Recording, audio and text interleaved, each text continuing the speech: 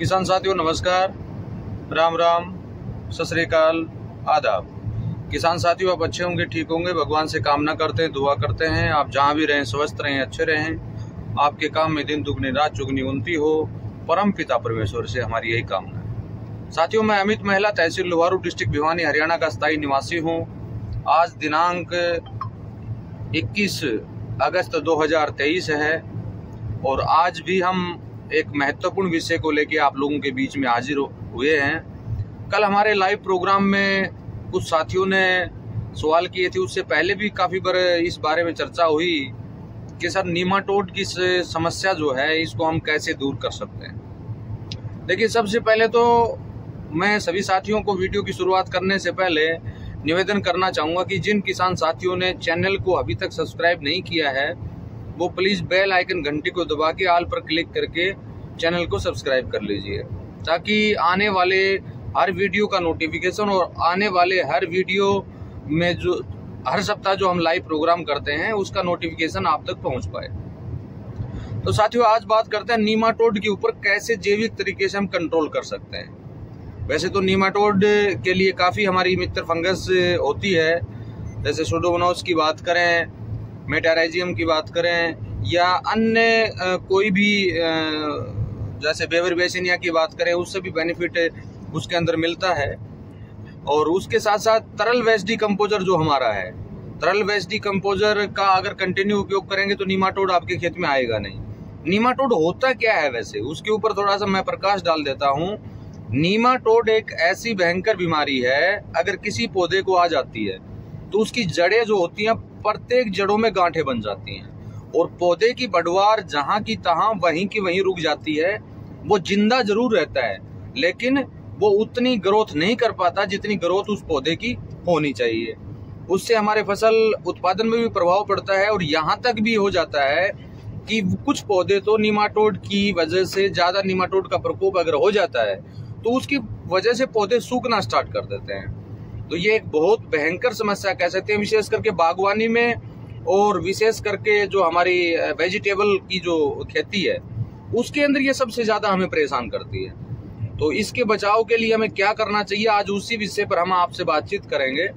तो साथियों सबसे पहले हमारे पास माध्यम है वेस्ट डिकम्पोजर। वेस्ट डिकम्पोजर जितना भी आप चलाओगे अपने खेत में या पौधे की जड़ों में या जैसे भी आप ड्रिंचिंग करते हैं, कैसे भी करते हैं, तो उसकी वजह से भी नीमाटोड पर कंट्रोल आप कर पाएंगे, क्योंकि वेस्ट डिकम्पोजर के अंदर पाया जाने वाला सुडोमोनासियम बैक्टीरिया ये कार्य बेखूबी से करेगा।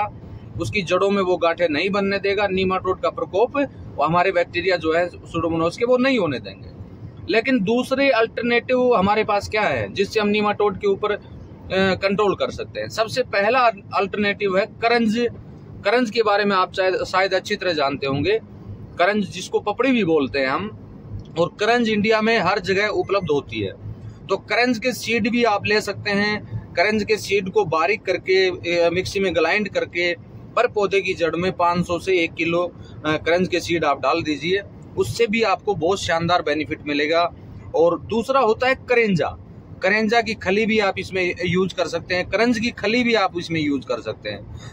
अब नीमाटोड की समस्या मान लीजिए ज्यादा है तो आप करंज या करेंजा की खली 30 से 35 किलो खली जो है वो आपको जो हमारा पौधा है उसकी जड़ में आपको डालना है। यानी प्रति एकड़ अगर हम बात करें तो प्रति एकड़ 30 से 35 केजी करंज की खली हो या करेंजा की खली हो उसका उपयोग आप कर सकते हैं। जैसे थोड़े हल्की हल्की मिट्टी पौधे की चारों तरफ हटा लीजिए जिन जिन पौधों में नीमाटोड की समस्या है, और उसको हटाने के बाद उसमें करंज या करेंजा की खली आप डाल दीजिए और ऊपर से सिंचाई आप कर दीजिए, वेस्ट डिकम्पोजर के साथ में सिंचाई आप कर दीजिए। दूसरा समाधान आपके पास हमारा लिक्विड तौर पर अगर हम तैयार करना चाहें तो वो ये है कि करंज या करेंजा की खली या करंज या करेंजा के सीड्स को बारीक कीजिए, 10 से 12 किलो आप लीजिए और तरल वेस्ट डिकम्पोजर का घोल जो है 100 लीटर में उसको डाल दीजिए और उसको कम से कम 15 दिन उसके अंदर रखिए। और 15 दिन के बाद जब आप पानी लगाते हैं, सिंचाई करते हैं, तो हर सिंचाई में प्रति 1 एकड़ 40 से 50 लीटर करंज या करेंजा की खली से जो बना लिक्विड सॉल्यूशन है वो उसमें आप पानी के साथ में चला दीजिए वेस्ट डिकम्पोजर के माध्यम से। अगर आपके पास हानेंसर है तो हानेंसर के साथ में चला दीजिए वेस्ट डिकम्पोजर के माध्यम से। दूसरा, पर पौधे में अगर ड्रिंचिंग अगर आप करना चाहें तो उसकी ड्रिंचिंग कर सकते हैं। जैसे 15 लीटर का स्प्रे का पंप आपने लिया, उसके अंदर 2 से 3 लीटर आपने जो करंज या करेंजा की खली से जो घोल आपने बनाया था 2 से 3 लीटर वो लीजिए और बाकी हानेंसर मिला के उसका जो है उसकी जड़ों में, पौधे की जड़ों में उसका ड्रिंचिंग कर दीजिए। ये करने से बेनिफिट आपको क्या होगा कि एक तो जो नीमाटोड की समस्या आपके खेत में है, एक तो वो पूर्ण रूप से चली जाएगी। और आगे भविष्य में, आज की हम बात नहीं कर रहे हैं भाई, आज आपने नीमाटोड के ऊपर उसका इलाज करवा लिया, वो ठीक हो गया कुछ समय के लिए, अगली साल फिर आ गया, ऐसा नहीं होगा। करंज या करेंजा की खली अगर आप उपयोग करते हैं तो नीमाटोड की समस्या जो है आपके खेत में 3 साल तक नहीं आएगी, यानी 3 साल तक पूर्ण रूप से उसके ऊपर आप कंट्रोल कर पाएंगे। तो एक सबसे बड़ी बात है कि आप उसको पाउडर फॉर्म में तैयार करके भी अपने खेत में यूज कर सकते हैं, और दूसरा उसको लिक्विड तौर पर बना कर भी पानी के साथ में डालने का काम आप कर सकते हैं। अब यहाँ बात आती है कि जैसे हम पाउडर फॉर्म में बनाते हैं करेंजा की खली, 30 से 35 किलो खली हम जो लेते हैं वो प्रति एकड़ सफिशिएंट नहीं होती है, तो प्रति एकड़ उसमें मात्रा ज्यादा डलेगी अगर वैसे आप सीधा डालेंगे तो उससे अच्छा है कि उसमें कंपोस्टिंग खाद में मिला के आप उसका बुरकाव करवा दीजिए, यूरिया जैसे खेत में डालते हैं, और ऊपर से पानी लगा दीजिए, उससे भी बेनिफिट मिलेगा। या आपने बागवानी की हुई है तो बागवानी के अंदर जो है आपके पास 35 केजी करेंजा की खली है तो उसके अंदर आप 30 किलो जो है कंपोस्टिंग खाद मिला लीजिए या 30 किलो नीम की खली मिला लीजिए। दोनों काम आपके सिद्ध हो जाएंगे। एक तो नीमाटोड की समस्या है, केवल ये नीमाटोड की समस्या को ही खत्म नहीं करेगी, उसके साथ साथ जो फंगस की समस्या आती है, जड़ गलन की समस्या आती है, उसमें भी ये आपको बहुत ज्यादा बेनिफिट देगी। इस तरह से जब आप ये डालेंगे तो उसके 10 या 12 दिन 15 दिन के बाद आप देख पाएंगे कि पौधे में दोबारा से ग्रोथ स्टार्ट हो जाएगी और पौधा हरा भरा आपको नजर आने लगेगा।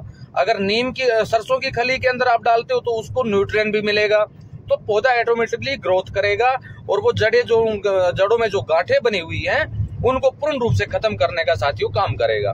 फिर आप कंटिन्यू लगातार पानी के साथ में वेस्ट डिकम्पोजर आप चलाते रहिए तो बहुत अच्छा बेनिफिट आप ले पाओगे। तीसरा साधन हमारे पास है, मान लीजिए आपके पास करंज की खली भी नहीं मिल रही, करेंजा की खली भी आपको नहीं मिल रही, तो नीम की खली का उपयोग इसमें आप कर सकते हैं। नीम की खली की मात्रा जो है कुछ ज्यादा आपको करनी पड़ेगी, यानी वो हमने 30 किलो ली तो ये आपको 40 से 45 केजी नीम की खली आपको लेनी है प्रति 1 एकड़ के लिए। चाहे उसमें आपने बागवानी की है, चाहे उसमें आपने कैसी भी क्रॉप्स लगाई है, चाहे उसमें वेजिटेबल आपने किया है, चाहे उसमें आपने फूलों की या फलों की खेती आपने की है, कोई भी की हो तो उसका तरीका भी सेम है।